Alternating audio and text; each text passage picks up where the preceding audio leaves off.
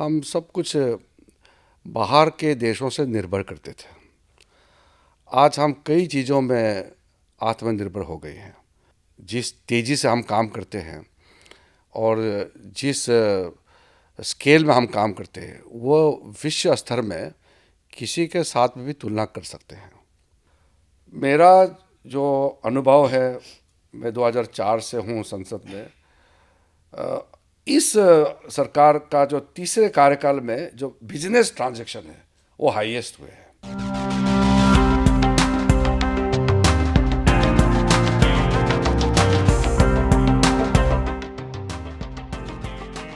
नमस्कार। आकाशवाणी के कार्यक्रम में आप सभी का स्वागत है। प्रधानमंत्री नरेंद्र मोदी के नेतृत्व में एनडीए सरकार ने 11 साल पूरे किए हैं और इन 11 साल की उपलब्धियों पर बातचीत के लिए आज हमारे साथ मौजूद हैं पार्लियामेंट्री अफेयर्स और minority affairs minister Shri Kiran Rijiju. मंत्री जी, कार्यक्रम में आपका स्वागत है। धन्यवाद।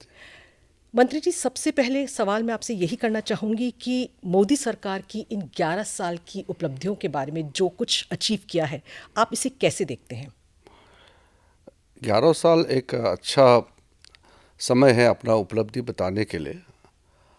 हम तीसरे कार्यकाल पूरे करने के लिए अभी हमारे पास 4 साल और बाकी हैं। 11 साल पूरे हो गए हैं और 11 सालों में हमारा देश का परिस्थिति हम जब देखेंगे 11 साल पहले क्या थे और आज क्या है, उसमें एक तरीके से बहुत बड़ा उछाल आया है। अब इसको बारीकी से एक एक सेक्टर वाइज बताना तो मुश्किल है क्योंकि बहुत समय लगेगा, लेकिन अगर हम संक्षेप में बताएं तो आत्मनिर्भरता के दृष्टि में हम बहुत बड़ा उछाल लाए हैं। 10 साल पहले हम तो संसद में तो पहले थे, विपक्ष में हम थे जी। तो हम तो बहुत करीबी से देखा है। हम सब कुछ बाहर के देशों से निर्भर करते थे। आज हम कई चीज़ों में आत्मनिर्भर हो गए हैं। एक दो क्रिटिकल एरिया है जहाँ बाकी है, बाकी में तो हम बिल्कुल सेल्फ सफिशिएंट मोड में आ गए हैं।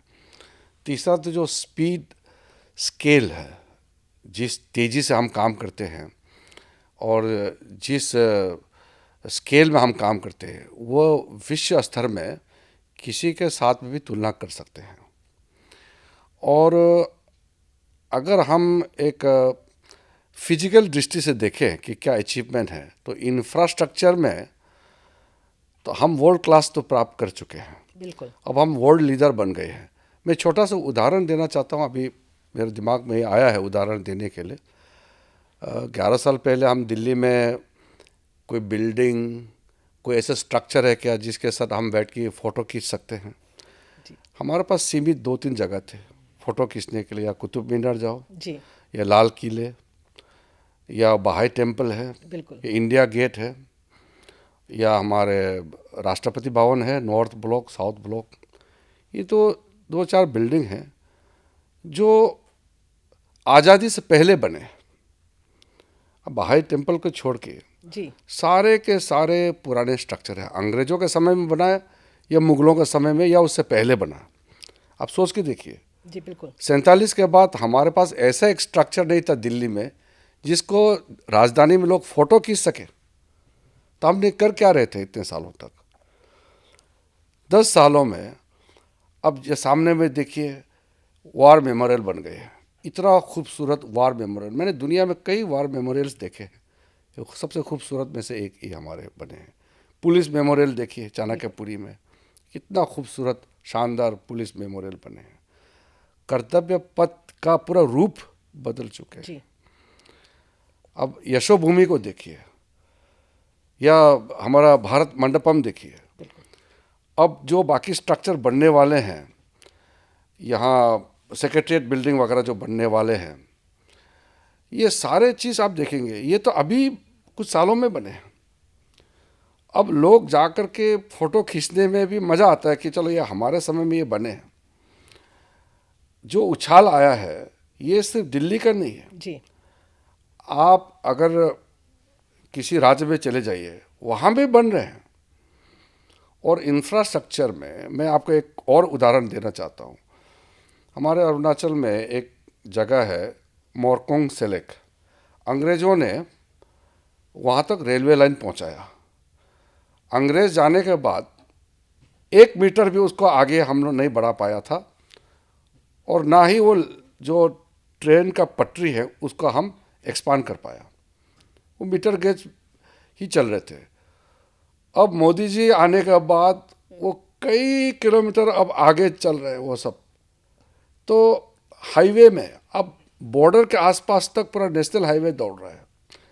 अब बुलेट ट्रेन का भी उद्घाटन का बहुत बिल्कुल। जल्द समय आने वाला है। वर्ल्ड में सबसे तेजी चीन के साथ हम मुकाबला कर रहे हैं। सबसे तेजी से हम यहाँ नेशनल हाईवे बन रहा है, रेलवे ट्रैक बिछा रहे हैं, एयरपोर्ट्स बन रहे हैं। जिस जगह में लोगों को सिर्फ हवाई जहाज़ सिर्फ दूर से देखने का, हवा में देखने का नसीब होता था, आज वहाँ हवाई जहाज़ उतरते हैं। लोग हवाई चप्पल पहन करके आज हवाई अड्डे में जाते हैं और हवाई जहाज़ में चढ़ते हैं। तो ये बदलाव 11 सालों में हुआ। ऐसे नहीं, मैं नहीं कह रहा हूँ कि पहले कुछ भी नहीं हुआ, लेकिन जो लगभग 70 सालों में जो हुआ है और पिछले कुछ सालों में जो हुआ है, ख़ास करके मोदी जी आने के बाद हमारे सरकार जब बने, उसमें जो उछाल आया, उसमें कॉन्फिडेंस बढ़ गया है। अब हम विश्व में सीना तान के हम कह सकते हैं कि हम एक उभरता हुआ शक्ति है। तो ये चीज़ मानसिक रूप से भी एक नागरिक को आत्मनिर्भर बनाता है। एक उसको आत्मविश्वास विश्वास तो आता ही है वो कि हम कर सकते हैं। आत्मविश्वास, आत्मनिर्भर हम लोग। अब ये नहीं है कि दुनिया पे हम डिपेंडेंट हैं। जी। अब हम अपने पैरों पे खड़ा हो गया। तो इसी प्रकार से हर एक सेक्टर में, जैसे मैंने कहा कि गिनती करके बताना मुश्किल है, हर एक सेक्टर के बारे में बात करेंगे तो एक सेल्फ कॉन्फिडेंस तो आता ही है और एक सेल्फ प्राइड जी, भी आती है।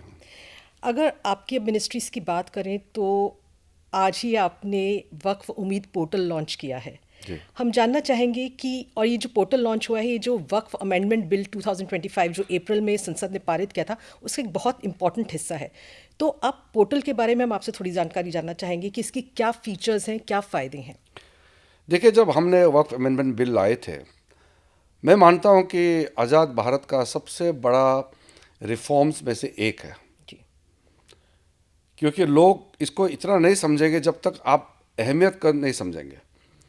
हमारे देश में लगभग 9,70,000 से ज़्यादा वक्फ प्रॉपर्टीज़ है। जी। ये दुनिया का सबसे ज़्यादा वक्फ प्रॉपर्टी हिंदुस्तान में है।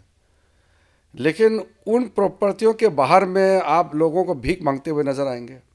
यतीम बच्चे, मुसलमान महिला, वृद्ध महिला, कोई उसका वक्फ प्रॉपर्टी से कोई फ़ायदा नहीं हो रहा था। तो हमने ये तय किया कि इतना बड़ा प्रॉपर्टी हमारा देश में मौजूद है, हमारा देश के लिए काम में आना चाहिए। बिल्कुल। हमने ये पाया कि कुछ चंद लोग सारा प्रॉपर्टियों को कब्जा करके अपने हिसाब से इस्तेमाल कर रहे थे, गलत तरीके से छुपा के या किसी तरीके से। लोगों के लिए तो काम नहीं आ रहा था, 5% भी भला नहीं हो रहा था आम आदमियों के लिए। तो जब मोदी जी ने कहा कि वक्फ प्रॉपर्टी को प्रॉपर मैनेजमेंट के लिए हमको कदम उठाना चाहिए, तब जाकर के ये वक्फ अमेंडमेंट बिल लाए।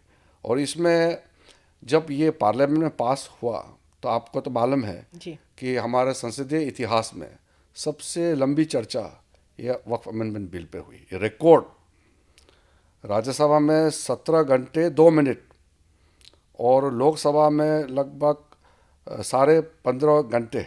जी। इतना लंबी चर्चा किसी बिल पे आज तक नहीं हुआ। हमने व्यापक रूप से सबके साथ बातचीत करके चर्चा करके लाए। और आज जब पोर्टल लॉन्च किया तो मैं मंत्रालय का प्रमुख होने के नाते मेरा एक दायित्व बनता है कि ये काम जल्दी करें। तो फिर संतुष्टि का भाव तो आता ही है, मंत्री होने के नाते मेरा जिम्मेदारी है। तो अच्छा काम करने से तो उसका एक भाव तो होता है कि हमने कुछ अचीव किया है। तो आज जब हमने पोर्टल लॉन्च किया तो इसका नाम है उम्मीद सेंट्रल पोर्टल। और ये उम्मीद है unified Waqf management and efficiency and empowerment and development का जो थीम के साथ काम कर रहे हैं। इसमें देश में जितना वक्फ प्रॉपर्टी है आज तक जी। जो रजिस्टर्ड है, रिकॉग्नाइज्ड है, आइडेंटिफाइड है, उसका आज से जितना मुतवलिस है उनको कहा गया कि आप पोर्टल पे अपलोड करना शुरू कर देंगे। और 6 महीने का वक्त हमने दिया है, 6 महीने में वो अपलोड करेंगे। जो नए प्रॉपर्टीज़ बनेंगे उसका तो अपलोड करना ही है, पुराने को भी करना है। तो हमारे पास व्यापक एक डेटा बैंक रह जाएगा। और ये सिर्फ फिगर के लिए नहीं है कि अपलोड किया सिर्फ प्रॉपर्टी गिनती करना, ये नहीं है। ये एक लाइवली पोर्टल है जहां मुतावली इसको अपलोड करने के बाद उनका सारा डिटेलिंग करके फिर मैनेजमेंट के बारे में भी, इसको कहाँ इस्तेमाल कर रहा है, कैसे कर रहा है, उसका जो बेनिफिशियरी कौन है। जैसे हमारा जो टारगेट है कि महिला, जी, बच्चे, यतीम बच्चे और डिवोर्सी, विडो, ये जो हमारे ये जो टारगेट है, इनको सबसे ज़्यादा प्रॉफिट मिलने के लिए जो मैनेजमेंट है, इसका भी हम इस पोर्टल से जांच पड़ताल कंटिन्यूस करते रहेंगे। तो मैं मानता हूं कि आज उम्मीद सेंट्रल पोर्टल लॉन्च करने के साथ साथ हमने गाड़ी का पहिया को दौड़ा दिया है। जो वक्फ अमेंडमेंट बिल पास करके एक्ट बनने के बाद सबसे बड़ा कदम आज से शुरू किया है। इसके साथ साथ हम पैरेलली इसका सबऑर्डिनेट लेजिस्लेटिव प्रोसेस भी कर रहे हैं। तो अभी रूल ड्राफ्ट कर रहे हैं, वो भी तुरंत हो जाएगा। और हम देश भर में सारा राज्य सरकारों से और जो वक्फ बोर्ड्स है उनसे अपील किया है कि सब आकर के एक टीम जैसे काम करें, और हम बहुत जल्द इसका नतीजा भी लोगों को दिखाएंगे। जो ये पोर्टल लॉन्च हुआ है उसके ज़रिए आपको क्या लगता है कि जो वक्फ प्रॉपर्टीज़, जैसे आपने कहा मैनेजमेंट की बात की, तो जो ट्रांसपेरेंसी होनी चाहिए मैनेजमेंट में, वो कितने हद तक सुनिश्चित होगी? इसमें ट्रांसपेरेंसी का सबसे पहला पैमाना है कि इसका बेइस्तेमाल ना हो, जी, गलत तरीके से इसको दुरुपयोग ना हो। ये तभी होगा जब डिजिटलाइज होगा। अब ये डिजिटल फॉर्मेट में आने के बाद कॉन्टिन्यूसली मॉनिटरिंग होगा, और हमारा जॉइंट सेक्रेटरी लेवल का एक ऑफिसर के देख रेख में पूरा सेंट्रलाइज पोर्टल का मॉनिटरिंग होगा। फिर स्टेट में भी डेजिग्नेटेड ऑफिसर इसको तय किया गया है। तो इसमें कोई छुपा के काम कर ही नहीं सकता है, क्योंकि डिजिटल मामले में मोदी जी अगर यहाँ से एक बटन दबाते हैं, करोड़ों किसानों का पॉकेट में, उनके अकाउंट में पैसा जाते हैं। जी, तो ये वक्त मैनेजमेंट को तो हम और भी तेज़ी से करना है, क्योंकि ये तो बड़ा बड़ा प्रॉपर्टी है। इसका मैनेजमेंट तो ट्रांसपेरेंट तरीके से तो चलाना ही पड़ेगा। कोई मुतावली और कोई समाज के जो तथ्य है वो इसको अब छुपा नहीं सकते हैं, गलत काम छुपा नहीं सकते हैं।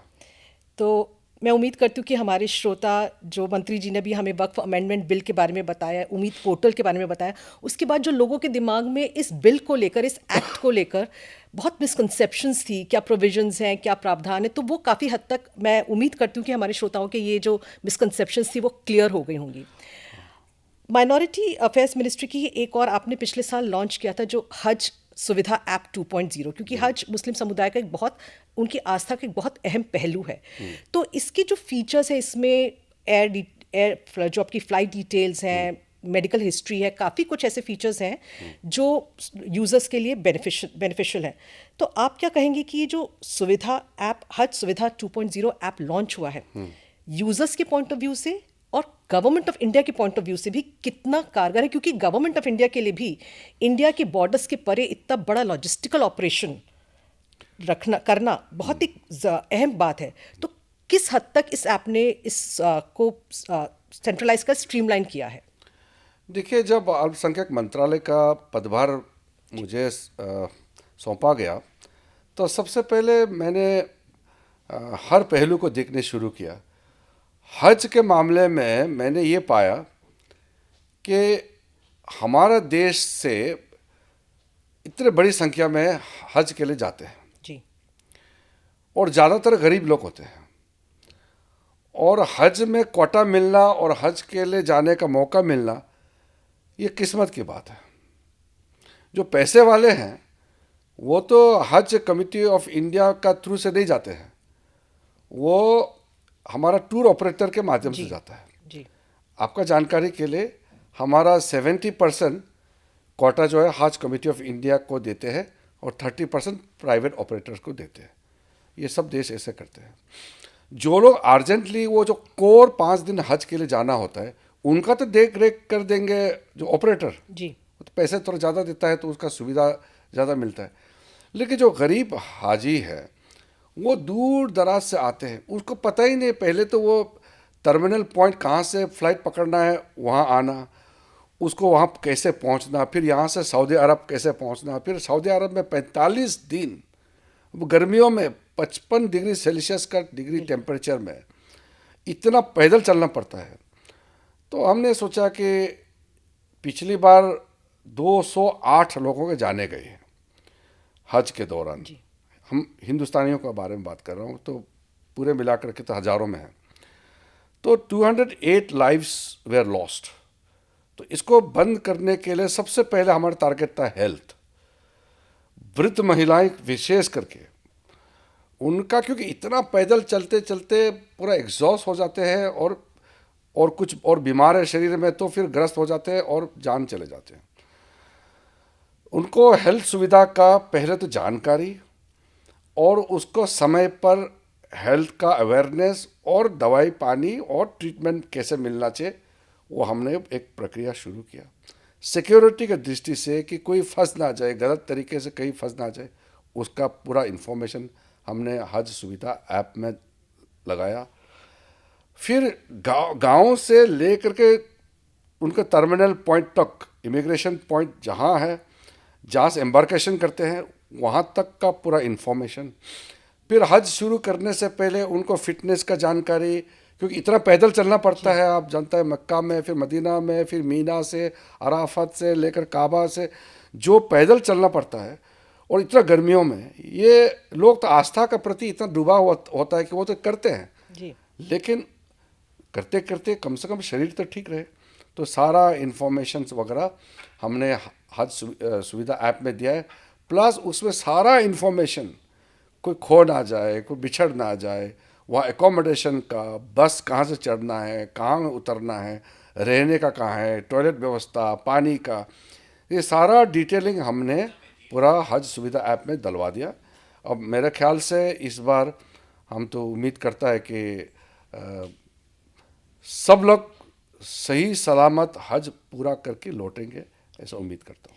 अगर हम बाकी माइनॉरिटीज़ की बात करें तो आपकी मिनिस्ट्री ने, जैसे बाकी माइनॉरिटीज़ हैं, पारसी हैं, जैन है, बौद्ध है, तो काफ़ी कार्यक्रम चल रहे हैं जिसमें जियो पारसी है, बौद्ध डेवलपमेंट प्लान है, जैन कम्युनिटी के लिए भी काफ़ी काम किया गया। तो इनके बारे में अगर आप हमें कुछ बताना चाहें। देखिए, एक तो मैं आपको राजनीतिक लगेगा सुनने में, मगर मैं हकीकत बयान करता हूँ। हमारा देश में 6 माइनॉरिटी कम्युनिटीज़ है जो नोटिफाइड है। जी। मुस्लिम है, सिख है, ईसाई है, बौद्ध है, जैन है, पारसी है। इनमें सबसे ज़्यादा संख्या मुस्लिम का है। तो पहले में लोग सोचते थे कि माइनॉरिटी अफेयर्स मिनिस्ट्री मतलब ये मुस्लिम अफेयर्स है, लोग ऐसे सोचते थे। कई लोग देखते थे कि ये तो मुसलमानों के लिए मंत्रालय बनाया गया, जबकि ये सारा माइनॉरिटीज़ के लिए। जी। हमने क्या किया कि मुसलमानों के लिए तो करना ही है, वो तो जैसे हर माइनॉरिटी करते हैं वो तो करना ही है, लेकिन बाकी जो माइनॉरिटी है उनके लिए भी विशेष ध्यान देना शुरू किया। जैसे बौद्ध के लिए हमने बुद्धिस्ट डेवलपमेंट प्लान करके, क्योंकि ये बुद्ध का देश है, जी। पुराने पुराने बुद्ध का जितना भी जो जुड़े हुए आस्थाएं का वो जो जगह है, और साथ साथ में नया जो मोनेस्ट्री टेम्पल्स वगैरह जो खोले गए हैं, और उनके साथ साथ उनको स्किलिंग के लिए, ट्रेनिंग के लिए, मॉडर्न एजुकेशन के लिए, तो इस तरीके से कई चीज़ों को हम समावित करके बुद्धिस्ट डेवलपमेंट प्लान एक को चलाया, जिसमें काफ़ी हद तक मैंने देखा है कि काम शुरू हो गए हैं। उसी प्रकार से जैन के लिए भी उनका जितना हेरिटेज सेंटर वगैरह है, और ईसाई के लिए भी एजुकेशन हेल्थ का सेंटर बनाने में, और जियो पारसी करके एक स्कीम जो चलाया जी। सिर्फ पारसी के लिए। अब पारसी तो 52,000 बच गए हैं हमारे देश में, अब लुप्त हो जाएंगे ऐसा अगर कुछ नहीं करेंगे तो। और पारसी में जो सिस्टम है बहुत रिजिड है, बाहर शादी नहीं करते, बाहर जाते तो उसको पारसी नहीं मानते। तो सिकोड़ते सिकोड़ते सिर्फ इतना बड़ा देश में 52,000 पारसी बच गए हैं, और वो भी और कम होते जा रहे हैं। तो हमने जियो पारसी लॉन्च किया ताकि उसका रिप्रोडक्टिव जो तरीका है उसमें हम इजाफा कैसे करें, और काफ़ी अवेयरनेस प्रोग्राम शुरू किया। मैंने खुद मुंबई में जा कर के पारसी कम्युनिटी के साथ बैठ कर के कार्यक्रम लॉन्च किया, और वहाँ मैंने पाया कि पारसी लोग अब समझने लगा है कि सरकार उनके लिए कदम उठा रहे हैं, तो वो खुद भी जी। ऐसा चीज़ करना चाहिए ताकि पारसियों का संख्या बढ़े। 52,000 तो बहुत छोटा है हमारे देश का दृष्टि से। जी। इसलिए इस तरह का जो टारगेटेड स्कीम हमने चलाया, कोई राजनीतिक मुद्दा नहीं है। 52,000 तो क्या है, वो तो एक एमएलए भी नहीं बना सकते हैं, इतना छोटा कम्युनिटी है। लेकिन हम राजनीतिक दृष्टि से नहीं सोचते हुए हमने राष्ट्र नीति को एक परिदृष्टा डालते हुए हमने सोचा कि छोटा बड़ा कुछ नहीं होता है, हमारे लिए सबका साथ सबका विकास मंत्र को आगे ले जाना है। इसलिए हम छोटे से छोटे समुदाय के बीच में भी जा रहे हैं। आपने अभी बात की सबका साथ सबका विकास, मोदी सरकार का यही मंत्र है। और अगर इस लक्ष्य को हमें हासिल करना है तो ज़रूरी है कि जो माइनॉरिटी कम्युनिटीज़ हैं उनको सामाजिक और आर्थिक और शिक्षा के समान अवसर मिलें।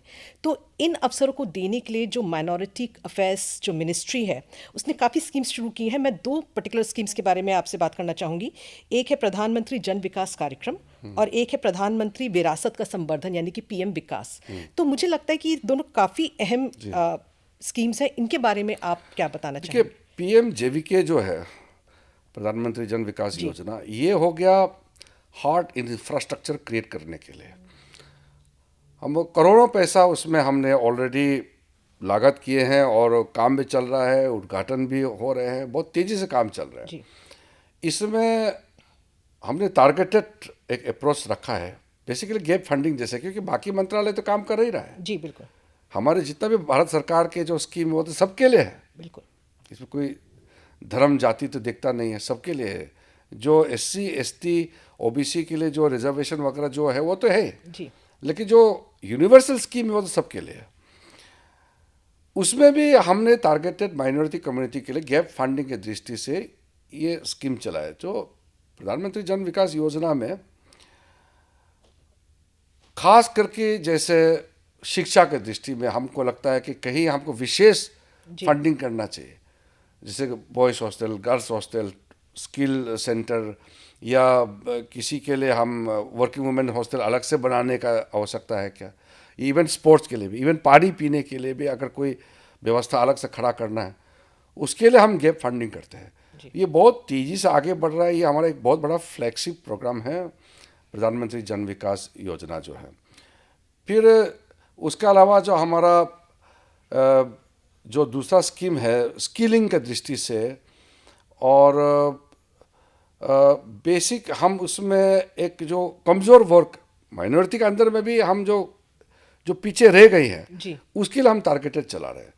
तो अभी हमने जैसे दिल्ली में सिख गुरुद्वारा प्रबंधक कमेटी के साथ बैठ करके हमने स्किलिंग का कार्यक्रम को लॉन्च किया।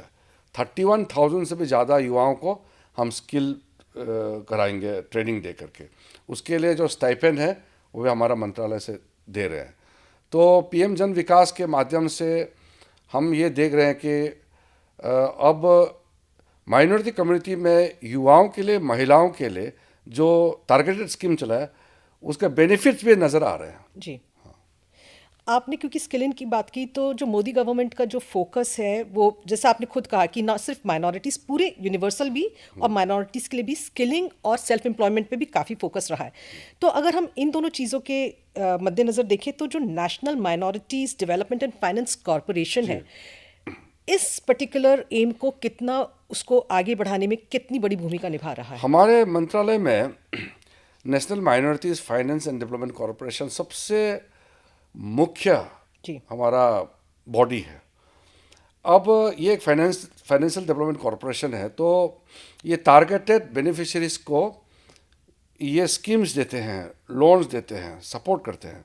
और हर स्टेट में हमारा चैनलाइजिंग एजेंसीज है, वहाँ बैंक्स है और अन्य संस्थाएं हैं, फाइनेंशियल इंस्टीट्यूशंस हैं, जिसको हमने टारगेट करके आइडेंटिफाई किया, फिर एमओयू साइन करते हैं। हमने काफ़ी लोगों से एमओयू साइन किया, मैं खुद जाकर के भी देखा हूँ। अब इनके माध्यम से हमने जितना स्कीम लॉन्च किए हैं, बेनिफिशियरी लोगों से भी मैंने बात किया है। बहुत बेनिफिशरीज हमको धन्यवाद भी दिया है कि मोदी जी का सरकार ने ये कदम उठाया, इसलिए ज़िंदगी बदल गया है। और अब एक आदमी जो घर में कमाने वाला अगर एक था, तो वो बताते हैं कि अब जो डिपेंडेंट है वो सब इंडिपेंडेंट हो गए हैं, और उनके अंदर में और लोग फिर एम्प्लॉय आ जाते हैं। तो वो एम्प्लॉयमेंट क्रिएशन भी हो रहा है, जी एम्पावरमेंट भी हो रहा है। तो देश भर में हमारे अल्पसंख्यक समुदाय के लिए इतना कार्यक्रम और इतना इफेक्टिवली आज तक हुआ नहीं है। मैं खुद निजी तौर पर मैं महसूस करता हूँ। आप एक और मिनिस्ट्री के इंचार्ज हैं, आपके पास पार्लियामेंट्री अफेयर्स मिनिस्ट्री है। तो संसद की स्मूथ फंक्शनिंग के लिए बहुत ज़रूरी है, किसी भी डेमोक्रेसी के लिए संसद की स्मूथ फंक्शनिंग होना बहुत ज़रूरी है। तो आपका मंत्रालय ये कैसे इंश्योर कर रहा है कि किस तरह के कदम उठाए गए हैं, क्या पहल की गई हैं कि संसद की पार्लियामेंट की कार्यवाही जो है वो स्मूथली चले?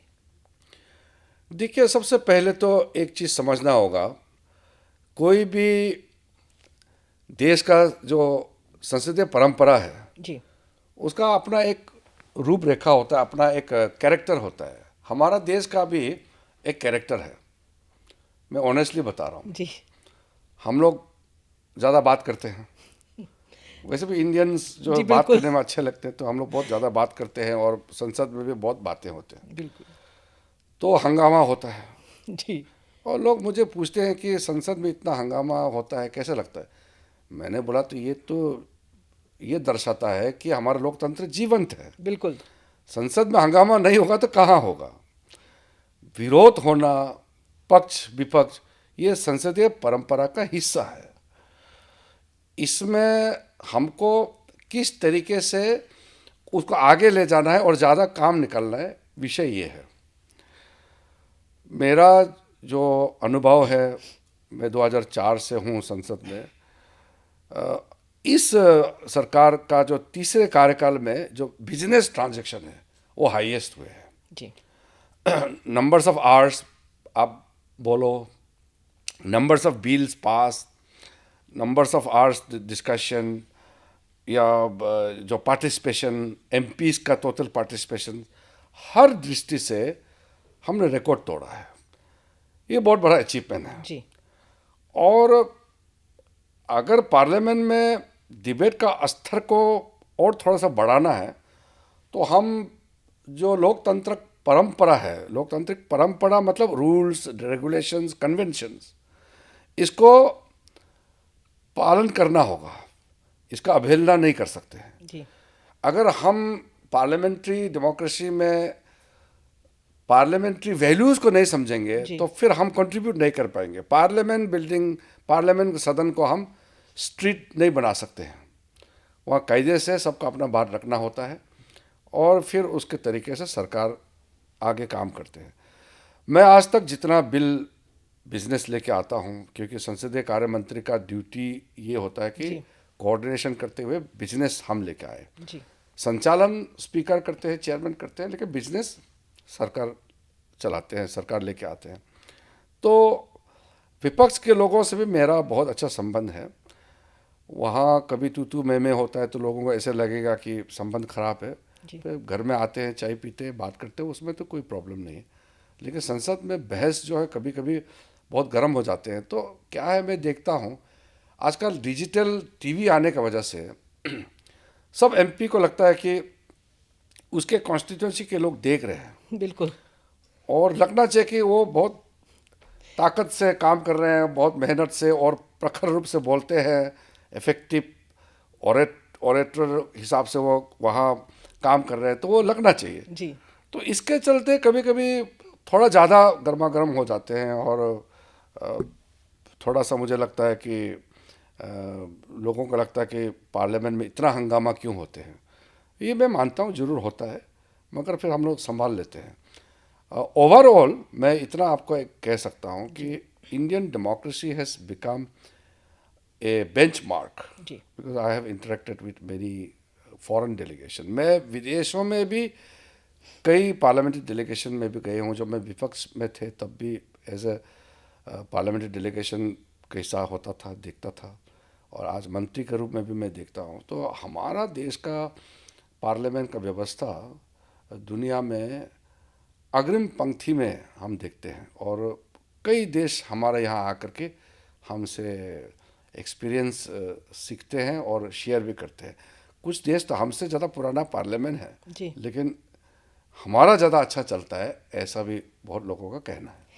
आप क्योंकि पॉलिटिकल पार्टीज की बात कर रहे हैं, आपने विरोध की बात की, आपने कहा कि बहस होती है, आवाज़ उठती है, आपने पार्लियामेंट्री डेमोक्रेसी की एक जो बात की, तो इस संदर्भ में मैं आपसे पूछना चाहती हूँ कि ऑपरेशन सिंदूर के बाद हमारी जो पार्लियामेंट्री डेलीगेशंस हैं, ऑल पार्टी डेलीगेशंस दुनिया भर में इस वक्त कई कई कई हिस्सों में गई हैं, तो would you say that is a testament to the vibrancy of Indian parliamentary democracy कि इतने विरोधाभास होते हैं, पार्लियामेंट में इतनी बहस होती है ऑपोजिशन पार्टीज के साथ, उसके बावजूद इस नेशनल सिक्योरिटी के मुद्दे पे सब पार्टी, सब राजनीतिक दल एक साथ आकर मिलकर आए हैं और हम भारत को रिप्रेजेंट कर रहे हैं इंटरनेशनल फोरम पे। बिल्कुल आपने सही एक बॉटम लाइन जो बोला है कि एक वाइब्रेंट डेमोक्रेसी का अच्छा दृश्य देखने को मिला है। जब ऑपरेशन सिंदूर लॉन्च किया, जी तुरंत अगले दिन हमने ऑल पार्टी मीटिंग बुला करके सबको ब्रीफ किया। और जब घटना हुई थी पहलगाम में, तो भी हमने ऑल पार्टी बुला करके जानकारी दिया। और जब ऑपरेशन सिंदूर को चला के एक उसका बीच में रुकावट हो गया, तो प्रधानमंत्री जी का विचार से हमने ऑल पार्टी डेलीगेशन का एक गठन किया, 7 ग्रुप बनाए और उसमें 4 ग्रुप का नेतृत्व एनडीए पार्टी के नेता और 3 ग्रुप के नेतृत्व विपक्ष के ओर से करने का हमने चयन किया। बहुत अच्छा हमको रिपोर्ट मिला है। और सबसे खूबसूरत, जैसा आपने भी कहा है, एक आवाज़ में सबने कहा, जो सरकार का देश का पक्ष है वही पक्ष हर एक सांसद ने, किसी पार्टी का भी हो, वहाँ रखा है। मैंने सारे पार्टी के नेताओं से बात किया, लोकसभा में नेता प्रतिपक्ष, राज्यसभा नेता प्रतिपक्ष, हर पार्टी का राष्ट्रीय नेता से मैंने खुद बात किया और सबसे मेंबर्स भेजे हैं। और अब लगभग सब पहुंच गए हैं। अभी एक बाकी है, छठा भी शायद आज पहुंच गए। अब एक जो अमेरिका, लैटिन अमेरिका जो टीम है, वो भी कल परसों तक वापस आ जाएंगे। तो लगभग मिशन जो है एकम्प्लिश्ड रहा है, ऐसा अभी मुझे दिखाई दिया है। सबसे बड़ा जीत ये हुआ कि देश एक साथ खड़ा हुआ। यहाँ पे कुछ बयानबाजी होते हैं देश के अंदर, उसका तो मैं रोक नहीं सकता हूँ। मैं सिर्फ ये कहता हूँ कि अब मर्यादित नहीं होना चाहिए। जब आप कोई भाषा का इस्तेमाल करते हैं, कोई बयान देते हैं, तो सोच समझ करके देना चाहिए। अन्यथा विदेशों में तो सबने बहुत अच्छा काम किया जी और ये ऑल पार्टी डेलीगेशन गए हैं, इससे बहुत बड़ा बल मिला है हमारे इस कोस ऑपरेशन सिंदूर के लिए भी और लोकतंत्र के लिए भी। जी। अगर हम यूथ की बात करें तो हमारे किसी भी देश का भविष्य जो है वो यूथ है, तो यूथ को और जो सिटीजन्स हैं, नागरिक हैं, उनको डेमोक्रेटिक वैल्यू उनमें विकसित करने के लिए पार्लियामेंट्री अफेयर्स मिनिस्ट्री की किस तरह की पहल हो रही हैं? हमने तो देखिए बहुत पहले से पार्लियामेंट्री काम में मैं बहुत रुचि रखता था। 2008 में मुझे बेस्ट यंग पार्लियामेंट्रियन अवार्ड भी दिए थे। वो सरकारी अवार्ड नहीं था, मीडिया के लोगों ने बैठ करके तय किया, क्योंकि मैं बहुत ज़्यादा इंटरवेंशन होता था मेरा पार्लियामेंट में, तो मुझे ये अवार्ड भी दिया था। तो जब मैं संसदीय कार्य मंत्री बना तो मैंने यूथ पार्लियामेंट को बल दिया और कई स्तर पर युवाओं को डिबेट, डिस्कशन, वो भी ऐसा नहीं कि कोई फ्रीवलेस टॉपिक उठा के नहीं, अहम मुद्दे को, बहुत ही गंभीर मुद्दे जो देश का है और जो अलाइव है आज का दिन में, जो चर्चित विषय है, उसको लेकर के उनको हमने डिबेट लगाया। और वो भी बिल्कुल नियम के तहत, speaker, opposition, ruling, finance minister, parliamentary affairs minister, defence minister, पूरा प्रधानमंत्री कहाँ बैठना है, वो भी जैसे पार्लियामेंट में होते हैं, व्यवस्थित तरीके से इसको हर जगह तय करके फिर अल्टीमेटली राष्ट्रीय स्तर पर उसका कंपटीशन होता है। फाइनल में मैं खुद भी मौजूद था और इनका स्टैंडर्ड बहुत अच्छा है जी तो ये मेरे ख्याल से युवाओं को एक तो लोकतंत्र का तरीका क्या होता है उसका जानकारी तो होता ही होता है, लेकिन ज़िंदगी में जी देश के बारे में कुछ कर गुजरने का तमन्ना रखने के लिए, देश के लिए कोई योगदान करने के लिए उनके अंदर जो हुनर है उसका भी जागरूकता लाने में वो काम आता है। और जो संस्थाएं इसमें इन्वॉल्व हैं, जी जैसे एकलव्य स्कूल है या कई संस्थाएं हैं, वीकेवी है, सेंट्रल स्कूल है, कई लोग इसमें इन्वॉल्व हैं और सब ने भी मुझे कहा कि ये बहुत अच्छा एक्सपीरियंस रहा है। मैं आने वाले दिनों में चाहता हूँ कि यूथ पार्लियामेंट और भी अच्छी तरह से चले और हम पार्लियामेंट की ओर से हम तो हमेशा सहायता देते रहेंगे। टेक्नोलॉजी जो है वो हमारे जीवन का इस वक्त एक इंटीग्रल पार्ट बन गया है। किसी भी आप जीवन के किसी भी उसको देख लीजिए, टेक्नोलॉजी के बिना आजकल काम चलता नहीं है। तो अगर मैं आपकी दोनों मिनिस्ट्रीज़ की बात करूं, पार्लियामेंट्री अफेयर्स मिनिस्ट्री और माइनॉरिटी मिनिस्ट्रीज़ की, किस तरह मिनिस्ट्रीज़ जो हैं वो टेक्नोलॉजी और डिजिटाइजेशन को लेवरेज कर रही हैं ताकि उनका काम स्ट्रीमलाइन हो सके? किस तरह के हमको उसके फ़ायदे मिल रहे हैं? देखिए, डिजिटल तो अब सिर्फ एक क्षेत्र में नहीं रह गया है और उसके बिना तो आप काम आगे जी भी नहीं बढ़ सकते हैं। पार्लियामेंट का अंदर में ही आजकल आप देखिए कि हाथ में पेपर नहीं होगा, आपके हर एमपी के सामने में जी बोर्ड लग गए हैं, वहीं सारा चीज़ देखते हैं कि बिजनेस से लेकर के डिटेल्स इंफॉर्मेशन जो भी है मिल जाते हैं। हमने जो ई विधान शुरू किया है, वन नेशन वन एप्लीकेशन का जो मंत्र को लेते हुए, सारे विधानसभाओं में भी ई विधान के लिए हमारा मंत्रालय के साथ में एमओयू किया है। अभी अभी मैंने दिल्ली में भी नया जो सरकार बनने के बाद स्पीकर और हमारे जो ऑफिशियल टीम के साथ में मेरे ऑफिस में ही सारा मेरा जो ऑफिशियल्स है सब मिल करके उसका एमओयू साइन किया और तुरंत दिल्ली में भी लागू कर दिया। ऐसा ही कई विधानसभाओं में हमने ई विधान शुरू कर दिया। सारा विधानसभा का कार्य जो है अब डिजिटल हो गया है। रिकॉर्ड्स के लिए हो, आपको एप्लीकेशन के लिए हो, इंफॉर्मेशन के लिए हो, सारा इंस्टेंटेनियसली अवेलेबल रहता है। तो मेंबर जो है ना फिर वो प्रोसेस में फंसेंगे नहीं, सब चीज़ तो रेडी है, जी इसको काम करने का सुविधा है। उसी प्रकार से हमारे माइनॉरिटी अफेयर्स में तो आपको अभी जो उम्मीद पोर्टल के बारे में तो जी बताया ही है, उसके अलावा भी जितने भी जो हमारे कार्यक्रम हैं सब डिजिटल फॉर्मेट में अवेलेबल है। और मैं तो एक ऐसा आदमी हूँ जो जोग्राफिक लोकेशन जी और वहाँ के लोग, मैं इसमें बहुत सेंसिटिव हूँ। हर जगह और उस जगह के लोग, तो जैसे जगह है जैसे लोग हैं उस प्रकार से हम वहाँ तो कैसे पहुँचे।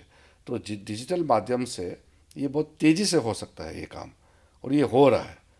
तो अब तो हम बैठे बैठे पता चलता है कि मेरे मंत्रालय में क्या काम चल रहा है। पहले तो फ़ोन करना पड़ता है, बुलाना पड़ता है, अब तो बस आप बिना पूछे भी आप अपने आप जानकारी ले सकते हैं कि जी मेरा मंत्रालय में कार्य कैसे चल रहा है। तो डिजिटल तो फुल फॉर्म में है। जी।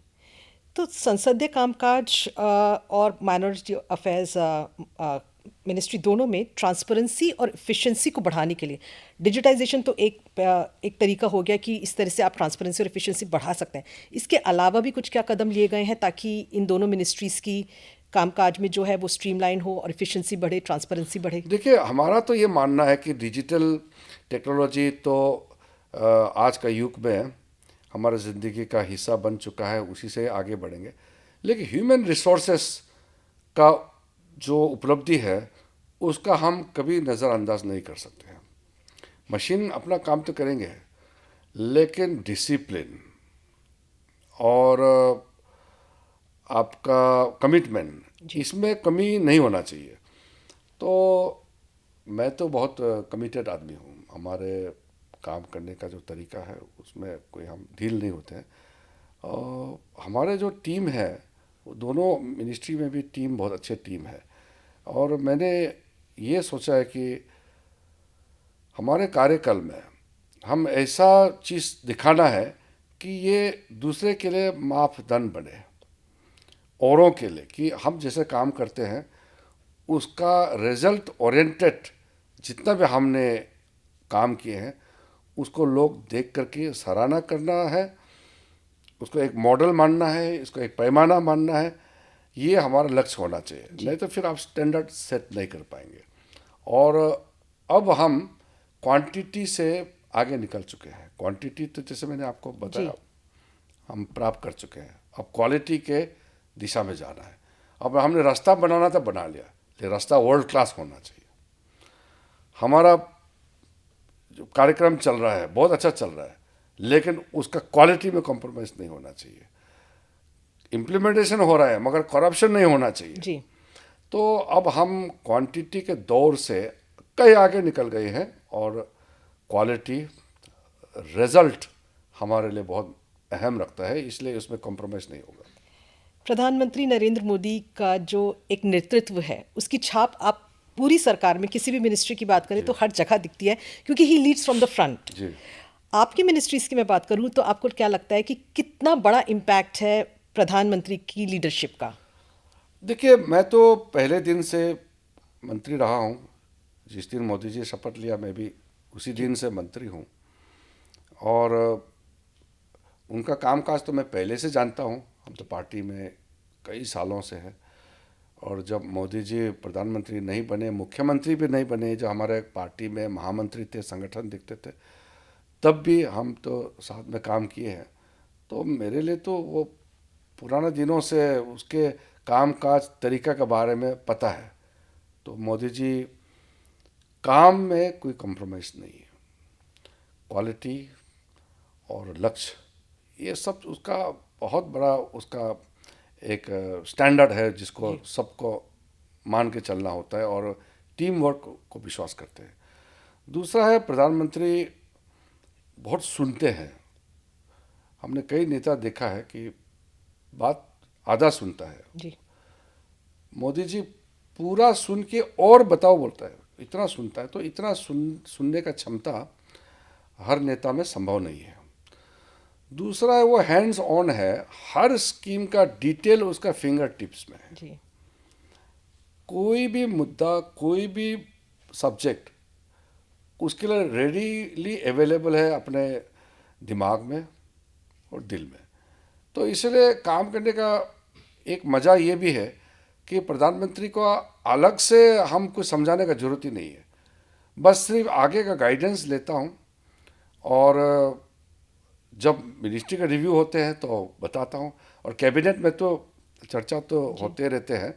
लेकिन उसके अलावा भी कोई भी जो पर्टिकुलर स्कीम लॉन्च करना है या कोई भी कार्यक्रम चलाना है, तो उसमें वो बिल्कुल इन्वॉल्व हो जाते हैं, ये पूरा उसका हैंड्स ऑन होते हैं। जी। तो ऐसा लीडरशिप होगा तो फिर पूरा नीचे तक डिसिप्लिन जाता है। अदरवाइज तो जी। कहाँ इतना बड़ा देश को चलाना है आसान है। आपने कहा कि सब कुछ प्रधानमंत्री के फिंगर टिप्स पर है, वो कहते हैं और बताओ, तो आप लोग का तो होमवर्क उसमें काफ़ी बढ़ जाता होगा। हाँ, तो हम लोग भी तो इतना काम करते हैं, तो जी। फिर हमारे लिए समस्या नहीं है। जी। हमारा भी तो खुद का फिंगर टिप्स में है पूरा। बिल्कुल। अब तक जो हमने बात की वो पिछले गए बीते सालों में जो 11 साल की उपलब्धियां थीं सरकार की, आपकी मिनिस्ट्रीज की, वो उन पर बात करी। आखिर में मैं आपसे ये जानना चाहूँगी कि moving forward minority affairs ministry और पार्लियामेंट्री अफेयर्स मिनिस्ट्री की क्या प्रायोरिटीज़ होंगी, क्या प्राथमिकताएं हैं? देखिए, प्रायोरिटी तो बहुत ही साफ है। माइनॉरिटी अफेयर्स मिनिस्ट्री का अगर हम बात करेंगे, तो इस देश को आगे ले जाने के लिए प्राइम मिनिस्टर ने जो नारा लगाया, सबका साथ, सबका विकास, सबका विश्वास, सबका प्रयास, तो इसमें जो हमारे 6 कम्युनिटी को ऐसा महसूस नहीं होना चाहिए कि हम इस देश में पीछे छूट गए हैं, दर्द किनार हो गए हैं, ऐसा बिल्कुल फीलिंग नहीं होने के लिए विश्वास कायम करना।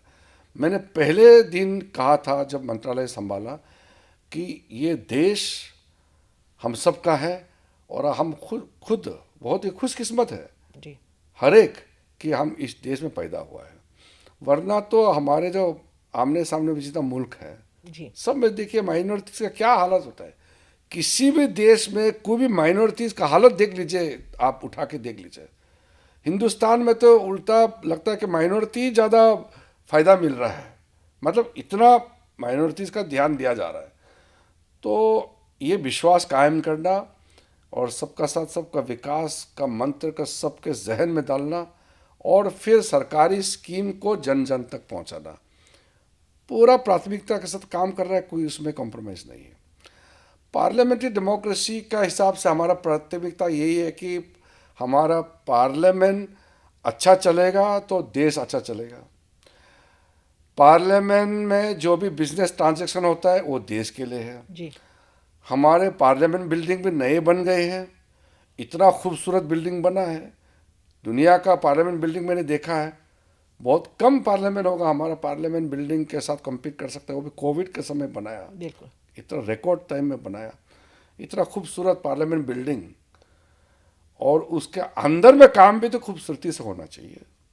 तो इसके लिए हम पार्लियामेंट्री डेमोक्रेसी को जीवंत और जीवित और आगे इसको ले जाने के लिए जो मूल है पार्लियामेंट्री डेमोक्रेसी का, डिबेट, डिस्कशन, कंसल्टेशन, ये चलते रहेगा। और इसी में हमारे देश का भला है। और हमारा देश दुनिया में एक ऐसा मिसाल का देश बन करके कायम हो गया है कि यहाँ सब सेफ हैं, सब यहाँ खुश हैं। राजनीतिक में कुछ भी बोल दे वो राजनीतिक कारण से बोलते हैं, हकीकत ये है कि हमारा देश से खूबसूरत देश और कोई नहीं है। एंड ऑन दैट नोट, मंत्री जी, आप आकाशवाणी में आए और आपने हमारे साथ बातचीत की, इसके लिए बहुत बहुत धन्यवाद। आपने भी बुलाया और मैं आकाशवाणी भवन में आया। यहाँ तो सब पुराने दिनों से सब जुड़े हुए हैं, कम से कम आवाज़ से तो सब जुड़े हुए हैं। जी। आने का मौका मिला और डिजिटल फॉर्मेट में आपने कार्यक्रम किया, बहुत बहुत धन्यवाद। Thank you sir. मैं बहुत खुशी के साथ आपको पूरे आकाशवाणी परिवार को बधाई देता हूँ। 90 साल आपने पूरा किया है और 90 साल पूरा होने पर आप हर्ष और उल्लास के साथ पूरा मनाने का जो आप कार्यक्रम चला रहे हैं, मेरे शुभकामनाएं हैं। पूरा देश आकाशवाणी के साथ जुड़ा हुआ है और हमेशा जुड़ा रहेंगे। और मैं निजी तौर पर कहना चाहता हूँ कि आकाशवाणी के माध्यम से जन जन तक हमारा देश का आवाज़ एक साथ गूंजे और हमारा भारत एक भारत श्रेष्ठ भारत रहे, मेरा यह शुभकामनाएं हैं। Thank you sir.